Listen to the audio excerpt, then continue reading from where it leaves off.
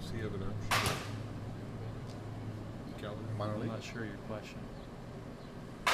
He's on a minor league contract. Okay. So I'm not. So you can send him? Yes. Yeah. Okay. Yeah. He's an outrighted player that that is under a minor league contract. Yeah. Does he seem? The evolution of Daniel McCutchen, a relief pitcher at this point. As we look at Daniel, Daniel is a guy that has gone back and forth for us quite a bit in the past. Unfortunately for guys like Daniel, there are times where they may be in the AAA rotation because they might be able to give you a spot start, but their ultimate goal at the major league level is a multi-inning reliever to start, to begin. I should say not use the word start again, but to begin. Right. So to be able to keep him able to give us a multi-inning relief role, he may go back into that rotation to see how the rotation shapes up, where the prospects are, what are our other options. Sean Gallagher is one of those options to go down and be in that AAA rotation. Same purpose. Does he come up as a multi-inning reliever? Does he come up for a spot start? So we've got to see how things shape up here as we finish up camp next week. Tyler Yates, is he still recovering to a certain sense, and just in getting back on the mound and that whole progression? The best thing that we can talk about with Tyler Yates is we're talking about command. We're talking about stuff. It's not how does the elbow feel, is the velocity coming back. I mean, he had 98 his last outing. Unfortunately for Tyler, it was up, and he recognizes that. So as we talked about with him, the breath of fresh air is we're now talking about command and pitching and getting out and getting innings, and that's his focus, that's our focus, getting to AAA and getting as many innings as we can and make an evaluation as to where he's going and can he come and help us. Now with Marte and Pierce as kind of the two guys left for that corner spot, is there a situation where both can make the club, or is it going to be one or the other? Most likely one or the other. I guess there's always a scenario that plays out, but if you sit here today, most likely one or the other. How close do you think you are to the decision on the catching, the backup catching, 2 or 3 guys? With a little under a week left in camp, the trip to Philadelphia impacts our timing and decisions, so we're getting closer.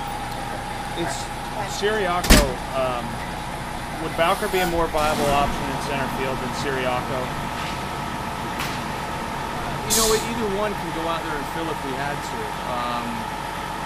Tabata right now lines up to be the guy that probably slides over there when Andrew needs a day off or needs 4 or 5 days off over the course of the season. If we had an extended look in center field because of an injury, probably Tavi becomes the guy that would slide over there, depending upon what Marcus Hernandez and Alex Presser are doing in AAA. So the Bowker-Siriaco is more of an emergency. We get late in the game and for some reason Clint's had to take Andrew out, or Andrew's not available that day, and now we've got to do something else with Tavi late in the game, or heaven forbid we have 2 injuries. It's an emergency type situation. You want to have somebody else that you feel comfortable running into center field. Pedro certainly showed his athleticism last night. Very tough ball at him that he reacted athletically and recovered on. Tough ball on a ball in front of him that he made the safe read. Tracked the ball down in the outfield just fine for a guy that's been out there 3 or 4 times since he was 10. He shows some natural instincts. Do you want to show him in a major league ballpark in PNC? Again, an emergency situation, same as Bowker. An emergency situation, either one can run out there. I guess it all spawned from what Clint said at Pirate Fest, and nobody's really definitively asked you about the 3 catchers going north. If you can't move Ryan, is that what's going to happen more than likely, Neal?